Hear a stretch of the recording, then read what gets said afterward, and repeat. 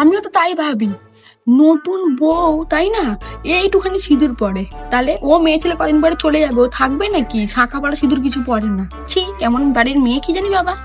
বেশি কিছু রান্না করে নিয়ে আজকে মাছের ঝোল করে ছেড়ে দিয়েছি। ভাল লাগে নাকি রোজ একা হাতে অত রান্না করতে? ওই যে বেরিয়ে পড়েছে বিচুর মেয়েটা, একটা দেখো। উম, রোজ ঢলাতে বেড়ায় ওরম করে, রোজ নতুন ছেলের সাথে ঘুরবে।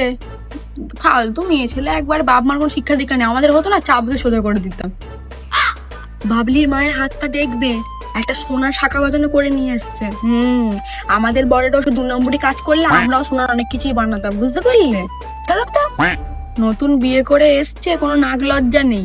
জিন্স টপ পরে দেখি এখান থেকে যাচ্ছে, শাড়ি ফাড়ি পরে না। নিজের সংসার নিয়ে পাচ্ছি না, নিজের বাড়ির লোকগুলো ঢ্যামনা জ্বালিয়ে শেষ করে দিচ্ছে।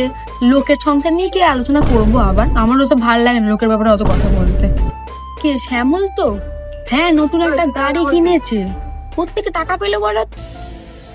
কি জানি বাবা, কোত্থেকে টাকা পয়সা দিয়ে ওদের বাড়ির বউটার বাচ্চা হবে তো। হ্যাঁ জানি তো, ও মনে হয় বিয়ের আগেই যেন পুয়াতে হয়ে গেছিল। হ্যাঁ, ওই জন্যই বিয়ে করি তাড়াতাড়ি করে। বলে হিসাব করে দেখো, ওর তো এখন বাচ্চা হওয়ার সময় না।